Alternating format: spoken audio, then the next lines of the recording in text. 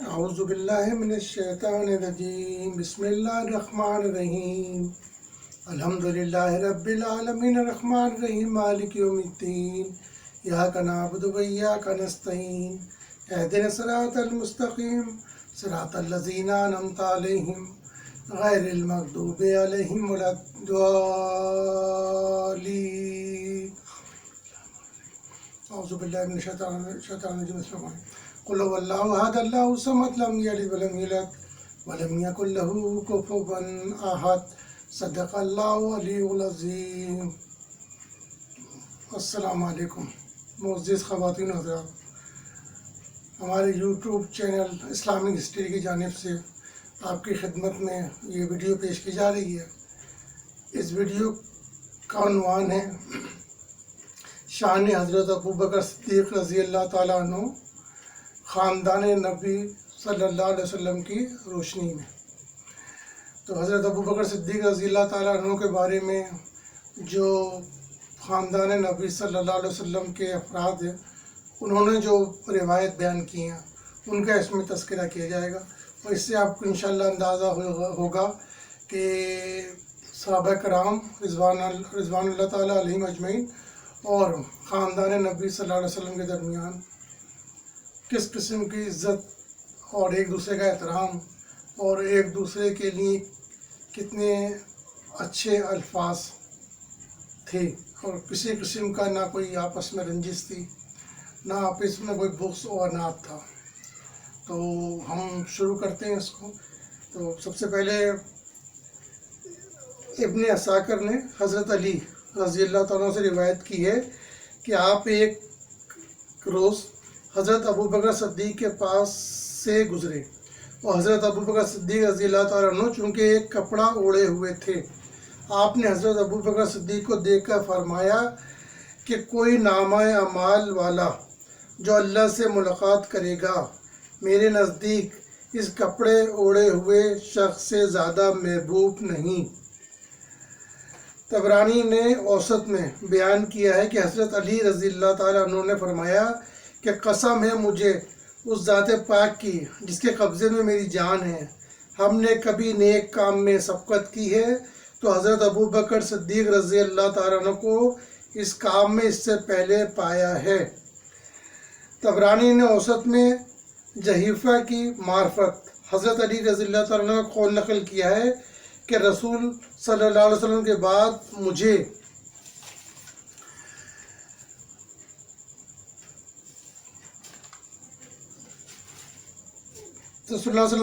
مجھ کو حضرت ابوبکر اور حضرت عمر رضوان اللہ تعالیٰ علیہم اجمعین ہی محبوب ہیں۔ کسی مومن کے دل میں میری محبت اور حضرت ابوبکر صدیق رضی اللہ تعالیٰ عنہ اور عمر فاروق رضی اللہ تعالیٰ عنہ کا بغض کبھی جمع نہیں ہو سکتا۔ ابن عساکر نے روایت کی ہے کہ حضرت علی فرماتے ہیں کہ سب سے پہلے حضرت ابوبکر صدیق رضی اللہ تعالیٰ عنہ اسلام لائے۔ شعبی فرماتے ہیں کہ میں نے ابن عباس رضی اللہ تعالیٰ عنہ سے عرض کیا کہ سب سے پہلے کون مسلمان ہوا؟ آپ نے فرمایا حضرت ابوبکر صدیق رضی اللہ تعالیٰ عنہ۔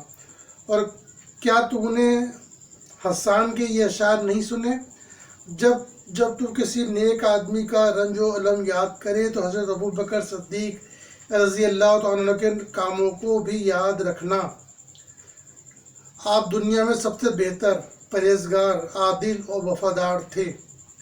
سالم بن جید نے حضرت محمد بن حنفیہ رضی اللہ تعالیٰ عنہ سے دریافت کیا کہ حضرت ابوبکر صدیق رضی اللہ تعالیٰ عنہ سب سے پہلے ایمان لائے؟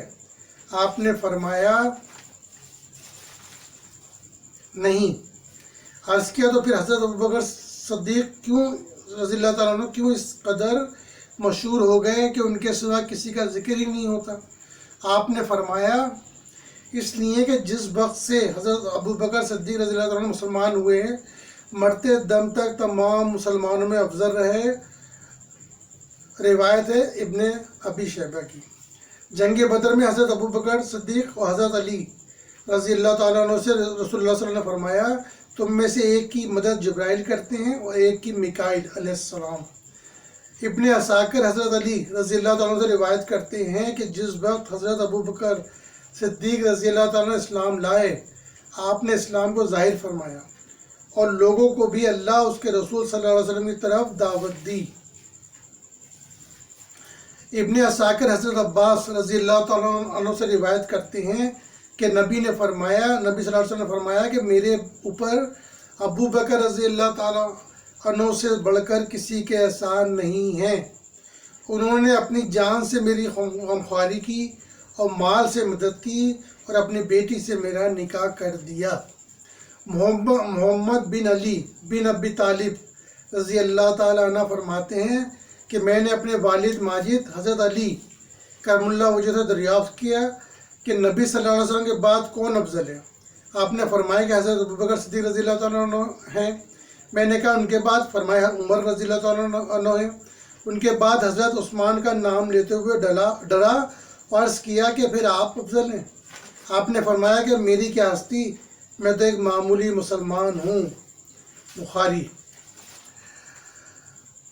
حضرت علی کرم اللہ وجہ سے مروی ہے کہ حضرت ابوبکر صدیق رضی اللہ تعالیٰ عنہ اور حضرت عمر فاروق رضی اللہ تعالیٰ عنہ پر مجھ کو جو بھی فضیلت دے گا میں اس کو تہمت کی حد 80 کوڑے لگاؤں گا۔ ابن عساکر۔ عمار بن یاسر رضی اللہ تعالیٰ عنہ کہتے ہیں کہ اگر کوئی شخص ابو بکر صدیق رضی اللہ تعالیٰ عنہ اور عمر فاروق رضی اللہ تعالیٰ عنہ پر اصحاب رسول صلی اللہ علیہ وسلم میں سے کسی کو فضیلت دے تو وہ مہاجرین اور انصار پر ظلم کرتا اور عیب لگاتا ہے۔ طبرانی۔ ابن عساکر نے حضرت علی رضی اللہ تعالیٰ عنہ قول نقل کیا ہے کہ جب نبی صلی اللہ علیہ وسلم نے حضرت ابوبکر صدیق رضی اللہ تعالیٰ عنہ کو نماز پڑھانے کا حکم دیا تو اس وقت وہاں میں بھی حاضر تھا، بیمار نہ تھا اور میرے ہوش و حواس بھی بجا تھے۔ اس خیال سے ہم اپنی دنیا کے لیے بھی اس شخص سے راضی ہو گئے جس سے حضور صلی اللہ علیہ وسلم پر نور نے ہمارے دین کے لیے راضی ہو گئے تھے۔ ابن عساکر نے حضرت عباس رضی اللہ تعالیٰ عنہ سے روایت کی ہے کہ رسول اللہ صلی اللہ علیہ وسلم کی خدمت اقدس میں ایک عورت حاضر ہوئی جو آپ سے کچھ پوچھنا چاہتی تھی۔ آپ نے اس کو فرمایا کہ پھر آنا۔ اس نے کہا کہ اگر میں آؤں اور جناب کو نہ پاؤں، حضور صلی اللہ علیہ وسلم کا وصال ہو جائے تو آپ نے فرمایا کہ اگر تو آئے اور میں نہ ہوں تو ابو بکر صدیق رضی اللہ تعالیٰ عنہ کے پاس آنا کیونکہ وہ میرے بعد خلیفہ ہیں۔ حضرت علی رضی اللہ تعالیٰ فرماتے ہیں کہ اے لوگوں مجھے خبر دو کہ سب سے بہادر اور شجاع کون شخص ہے؟ لوگوں نے کہا کہ آپ ہیں۔ فرمایا میں ہمیشہ اپنے برابر کے جوڑ کے ساتھ لڑتا ہوں، یہ کوئی بہادری نہیں ہے، تم سب سے بہادر شخص کو بتلاؤ۔ عرض کیا کہ ہمیں معلوم نہیں۔ آپ نے فرمایا سب سے شجاع و بہادر حضرت ابو بکر صدیق رضی اللہ تعالیٰ عنہ ہیں۔ جنگ بدر میں رسول اللہ صلی اللہ علیہ وسلم کے واسطے ہم نے ایک صاحبان بنایا تھا۔ ہم نے آپس میں صلاح کی کہ حضور صلی اللہ علیہ وسلم کے پاس آپ کی حفاظت کے لیے کون شخص رہے گا؟ اللہ کی قسم ہم میں سے کسی کو بھی ہمت نہ ہوئی مگر حضرت ابو بکر صدیق رضی اللہ تعالیٰ عنہ ننگی تلوار ہاتھ میں لے کے کھڑے ہو گئے اور کسی کو حضرت صلی اللہ علیہ وسلم تک حضور صلی اللہ علیہ وسلم تک پھٹکنے نہ دیا۔ اگر کوئی آپ پر حملہ آور ہوا تو آپ فوراً اس پر جھپٹ پڑے اور حملہ کر دیا، لہٰذا آپ سب سے زیادہ بہادر ہیں۔ حضرت علی رضی اللہ تعالیٰ عنہ فرماتے ہیں کہ مشرکین نے ایک دفعہ جناب رسول اللہ صلی اللہ علیہ وسلم کو پکڑ کر گھسیٹا اور گرانا شروع کر دیا اور کہنے لگے تو ہی ایک خدا بتلاتا ہے۔ خدا کی قسم کسی کو مشرکین سے مقابلے کی ضرورت نہ ہوئی مگر اب حضرت ابو بکر صدیق رضی اللہ تعالیٰ عنہ آگے بڑھے اور مشرکین کو مار مار کر ہٹاتے اور دھکا دے کر گرانے لگے۔ آپ گراتے جاتے اور فرماتے جاتے تھے افسوس اور سخت افسوس، تم ایسے شخص کو قتل کرنا چاہتے ہو جو کہتا ہے کہ میرا پروردگار ایک اللہ ہی ہے۔ پھر فرمایا کہ خدا تمہیں ہدایت کرے، یہ بتلاؤ کہ مومن آل فرعون اچھے تھے یا ابو بکر صدیق رضی اللہ تعالیٰ عنہ اچھے ہیں؟ لوگ خاموش رہے مگر خود آپ نے ہی جواب دیا کہ تم کیوں نہیں جواب دیتے؟ اللہ کی قسم حضرت ابو بکر صدیق رضی اللہ تعالیٰ عنہ کی ایک گھڑی ان کے 1000 گھنٹوں سے بہتر ہے، کیونکہ وہ اپنے ایمان کو چھپاتے تھے اور اس شخص نے اپنے ایمان کا علی اللہ اظہار کیا بازار۔ ابن عساکر نے مقدام سے روایت کی ہے کہ حضرت عقیل بن ابو طالب رضی اللہ تعالیٰ عنہ اور حضرت ابوبکر صدیق رضی اللہ تعالیٰ عنہ کے درمیان کچھ جھگڑا ہو گیا۔ اگرچہ حضرت ابوبکر صدیق رضی اللہ تعالیٰ عنہ زیادہ بولنے والے اور نصب کو جانتے تھے، مگر عقیل بن ابو طالب رضی اللہ تعالیٰ عنہ کی قرابت حضور صلی اللہ علیہ وسلم سے ملتی تھی، اس لیے عام خاموش ہو گئے، اور یہ شکایت عقیل بن ابو طالب کی حضرت صلی اللہ علیہ وسلم سے کی۔ آپ لوگوں میں کھڑے ہو گئے اور فرمایا، تم لوگ میرے دوست کو میرے لیے چھوڑ دو اور اپنی حیثیت اور اس کی شان پر غور کرو۔ واللہ تم میں سے کوئی ایسا نہیں جس کے دروازے پر اندھیرا نہ ہو، اور یہ ابو بکر صدیق کا ہی دروازہ ہے جس پر نور ہے۔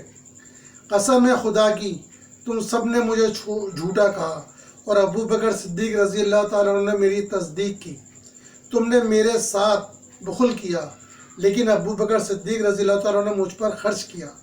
تم نے مجھے چھوڑ دیا اور ابو بکر صدیق رضی اللہ تعالیٰ نے میرا ساتھ دیا اور تابعداری کی۔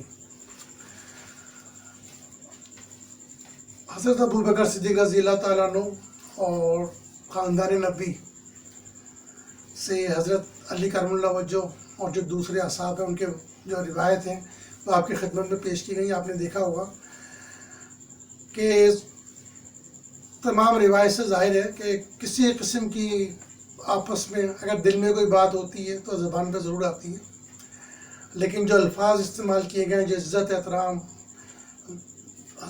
خاندان نبی کے صلی اللہ علیہ وسلم کی طرف سے حضرت علی کرم اللہ وجہ ہوں، انہوں نے جو دیے حضرت ابوبکر صدیق کو، اس سے دیکھ کے اندازہ لگایا جا سکتا ہے کہ یہ جو گھڑی جاتی ہیں قصے کہانیاں، یہ جھوٹے الزامات گھڑے جاتے ہیں، یہ سب غلط ہیں، اور نہ آپ کے درمیان کسی قسم کا اختلاف تھا، نہ بغض و عناد تھا۔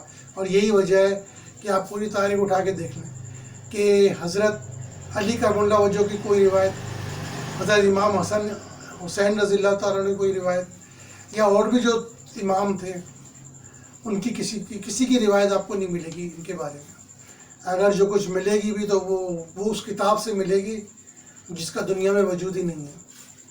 تو ہم سب کوشش کریں کہ ان اصحاب رسول اور خاندان رسول صلی اللہ علیہ وسلم کے درمیان جو بھی بغض پیدا کرنا چاہتا ہے، جو نفرت شروع کرتا ہے، بتاتا ہے، اس کو کوئی نہ اہمیت دے، نہ سننے کی ضرورت، نہ اس کو کان دھرنے کی ضرورت، اور نہ اس کو سیریس لینے کی ضرورت ہے۔